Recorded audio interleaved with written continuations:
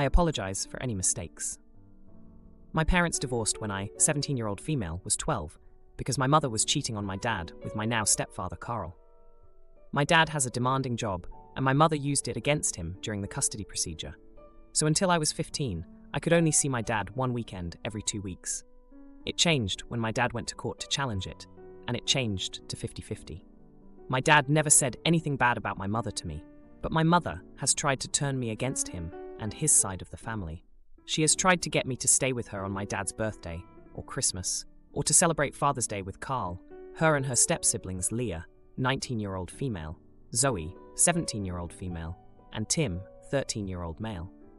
She tried to push me to have a relationship with them when we have nothing in common, always saying we are siblings instead of step-siblings. She declined invitations to parties from my friends because my step-siblings weren't invited, and always tried to call me and Zoe twins. She would also get mad if I corrected her.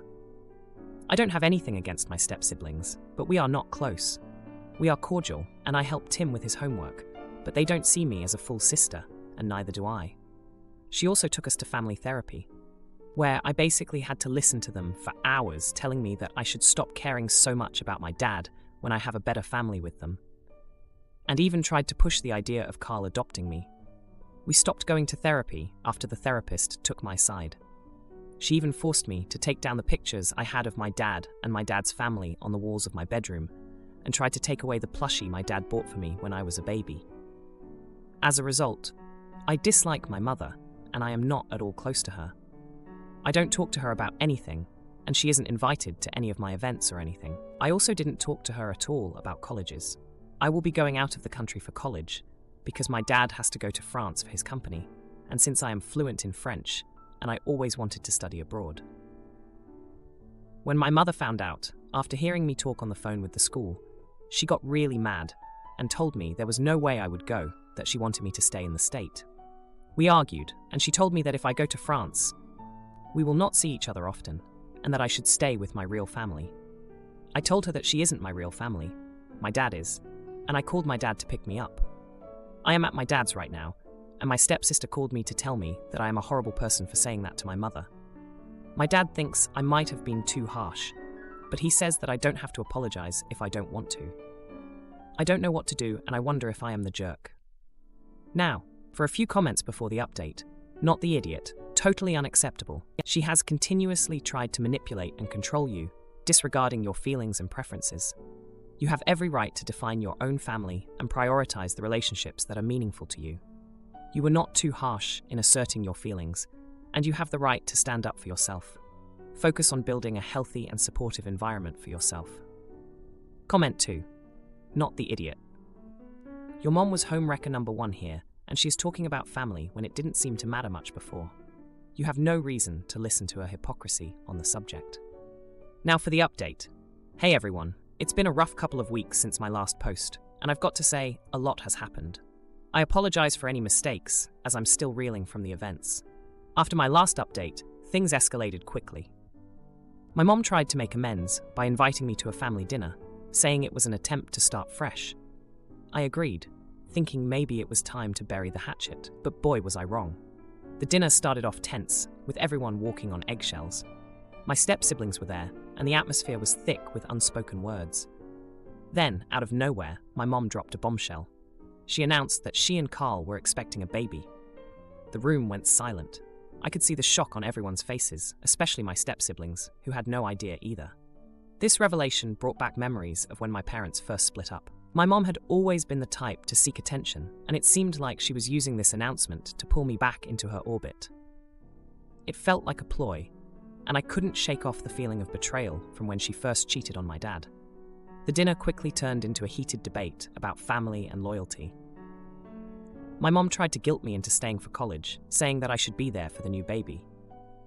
But I stood my ground, reminding her that my plans to go to France with my dad were set in stone. A few days later, my stepsister Leah confronted me. She accused me of tearing the family apart and being selfish. I was taken aback because Leah and I had always had a silent understanding of each other's positions in this blended family. We weren't close, but we respected each other. This confrontation was out of character for her, and it made me realize how much my mom's manipulation had affected everyone. Meanwhile, My dad was dealing with his own issues at work. His company was facing a major crisis, and he was under a lot of stress. Despite this, he always made time for me, showing the stark contrast between him and my mom. He never used his problems as an excuse to neglect our relationship. As the days passed, the tension at my mom's house grew. Zoe, who had always been the peacemaker, tried to stay neutral, but even she was struggling to keep the peace.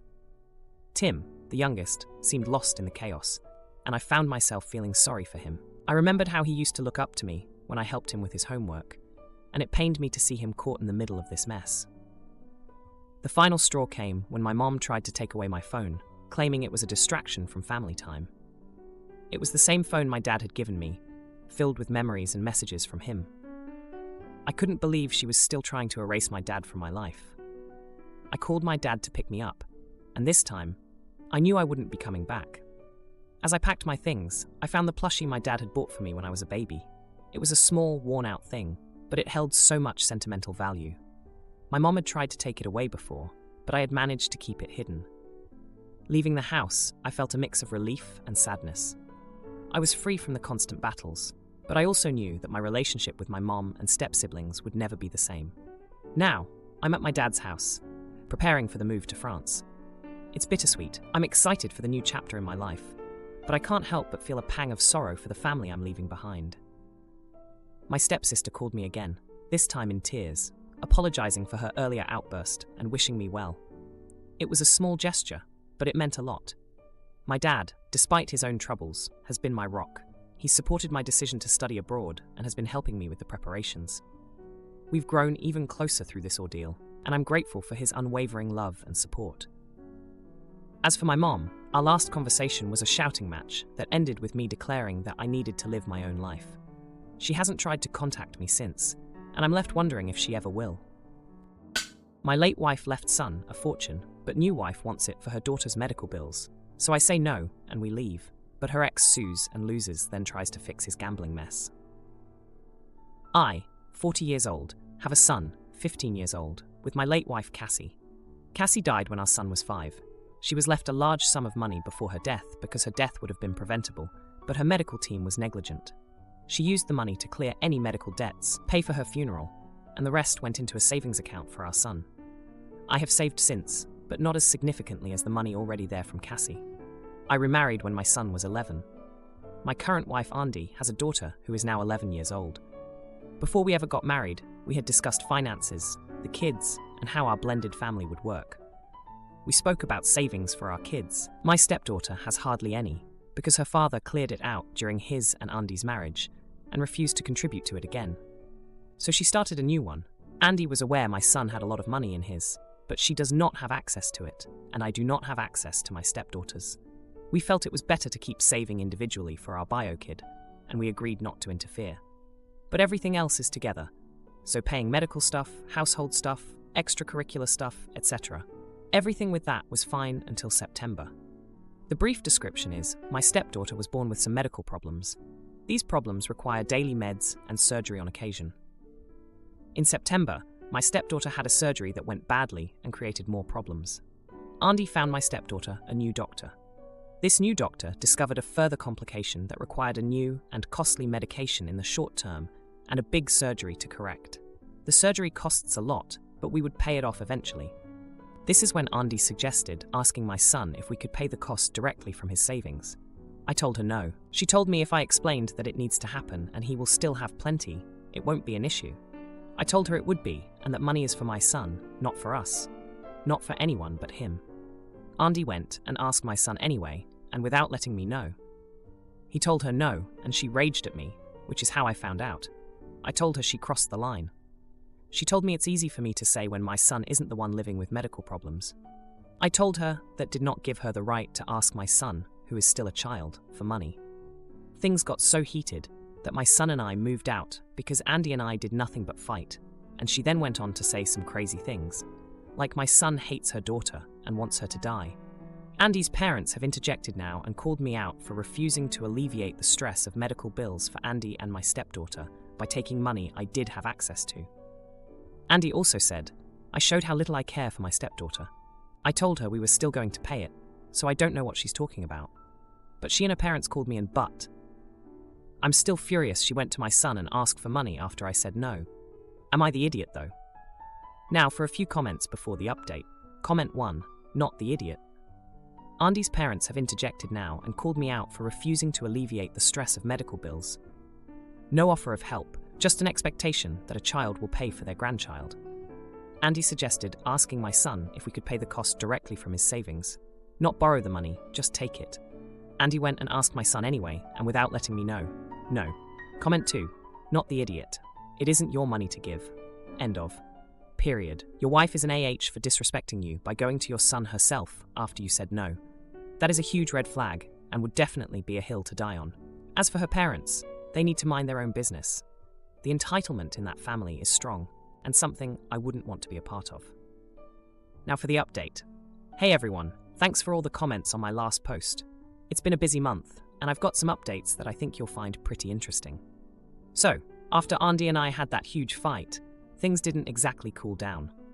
We were living separately, my son and I in a small apartment, trying to keep things as normal as possible. Andy was still pushing for us to use my son's savings for her daughter's surgery, and her parents were backing her up every step of the way. It was a mess. But here's where things get even more complicated. Remember how I mentioned that Andy's ex-husband cleared out their daughter's savings? Well, turns out he's been having some financial troubles of his own. Big ones. He came crawling back, asking Andy for help. Andy, being the kind-hearted person she is, wanted to help him out. But with her daughter's medical bills piling up, she didn't have the funds to do so. Meanwhile, my son was feeling pretty down about everything. He missed his stepsister, and despite the tension, he didn't like seeing Andy stressed out. He's a good kid, always thinking about others, but I reminded him that the money was for his future, and he seemed to understand that. Now, here's the jaw-dropping moment you've been waiting for. Andy's ex-husband, in a desperate move, decided to sue us. Yes, you read that right. He claimed that since Andy and I were married, our assets were combined, and therefore, he was entitled to some of the money from my son's savings account to support his daughter. It was a ridiculous claim, but it meant lawyers and court dates and a whole lot of drama. Andy was mortified. She had no idea he was going to do this, and she was furious with him for dragging her family through the mud.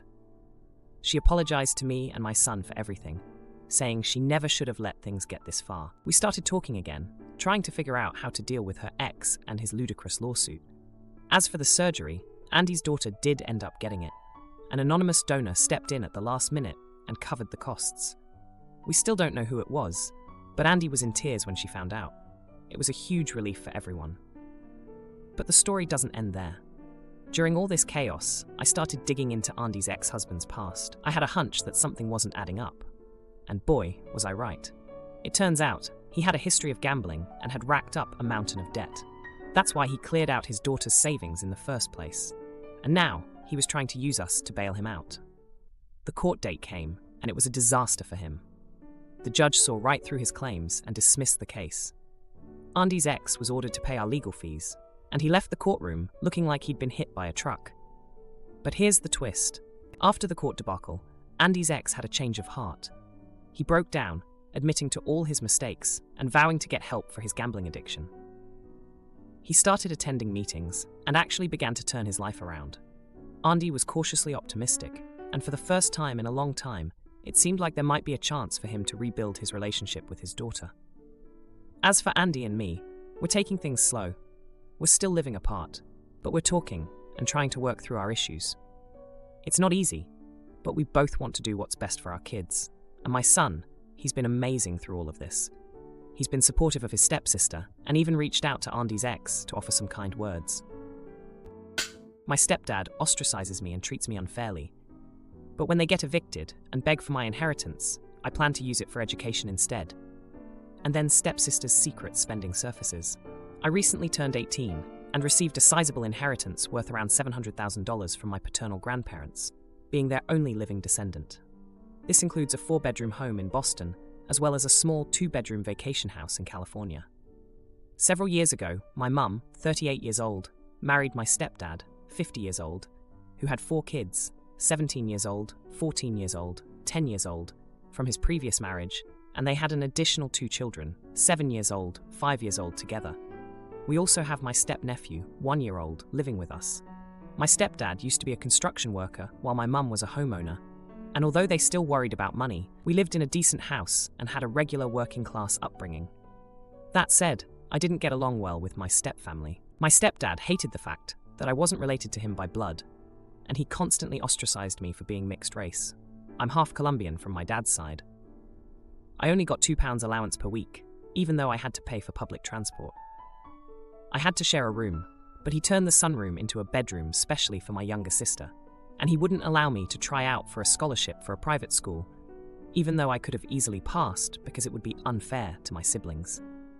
Around 2 years ago, my stepdad got arrested for something awful, and after all the financial problems that followed, including spending money on the new baby after he was born with birth defects, he's fine now. Don't worry. We ended up getting evicted.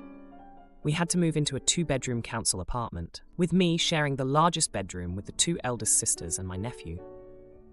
My other siblings sharing the other bedroom, and my mum sleeping in the living room. My mum works 2 minimum wage jobs and made me get a second job too, even with my exams coming up.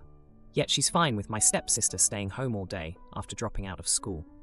We can afford necessities like food and heating, but we've had to cut back on basically everything else. After I got my inheritance, my mum begged me to use it to help out our family, and I refused. The thing is, my father and his parents were American, while the rest of my family are English and don't even have passports, so it's not like they can live in the property. I plan on using the money to pay for university and afterward travel the world and experience new cultures. I've always loved animals, and I want to follow my passions and open a cat cafe without having to worry about money. My family wants me to sell the property I inherited and buy a house in this country for them to live in, as well as another second house for my sister and her son.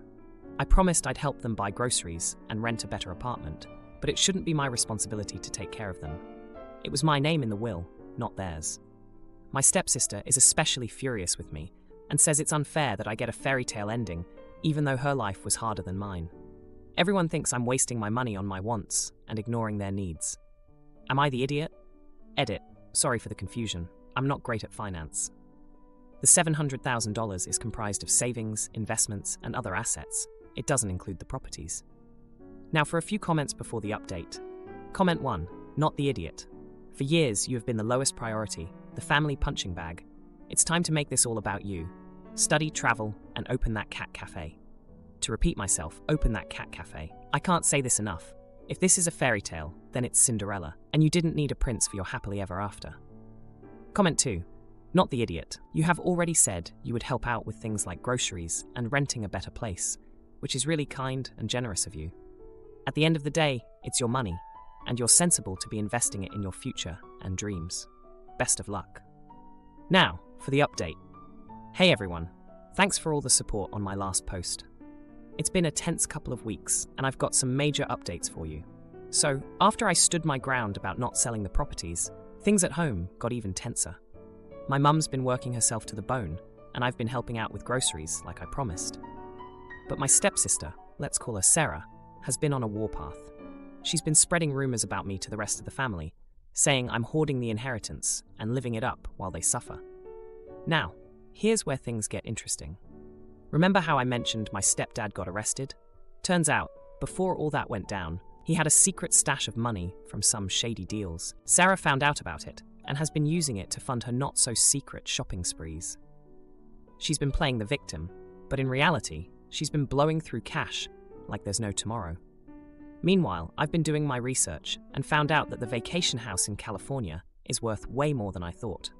It's in a prime location, and the value's shot up in the past few years. I've been contacted by a real estate agent who's got buyers lined up and ready to make offers. But here's the kicker. My mum found out about Sarah's secret stash and confronted her. It was a full-blown showdown in our tiny living room, with accusations flying and Sarah finally breaking down and admitting everything. She's been feeling guilty about it, especially since she's seen how hard our mum's been working. In the midst of all this drama, my youngest half-sister, let's call her Emily, has been a little detective. She's only 7, but she's sharp as a tack. Emily overheard Sarah talking about the money and told me in secret. She's always felt closer to me than the others, maybe because we're both kind of outsiders in the family. Now, I've been trying to keep a low profile, focusing on my exams and planning for university. But with the revelation about the vacation house's value, I've been thinking about selling it and using some of the money to help my family move to a better place. Not because I owe them, but because it's the right thing to do. But wait, there's more. Just when I thought things couldn't get any crazier, my stepdad's lawyer shows up. Apparently, he's been released on parole and wants to make amends. He's got a job lined up and is asking for a second chance with my mum and the family. Everyone's in shock, and my mum's torn about what to do. As for me, I've been getting closer to one of my stepbrothers. Let's call him Mike. He's the 14-year-old, and we've been bonding over our shared love for animals. He's been really supportive of my cat cafe dream, and even started sketching some logo ideas for fun. But here's the twist that's got my head spinning. The real estate agent who's been helping me with the vacation house, turns out she's my stepdad's sister. I had no idea, and she's been keeping it a secret because she didn't want it to affect our professional relationship. She's actually been trying to get me the best deal possible to help out her brother's family without me knowing. So now, I'm sitting on a potential goldmine with the vacation house, my family's dynamics are shifting like crazy, and I've got a newfound ally in my step-aunt. It's a lot to process, and I'm just trying to figure out my next move. If you liked this video, you'll probably like these too. Also, while you're here, please consider subscribing. It's your support that keeps this channel alive and allows me to make better and longer videos. Have a great day.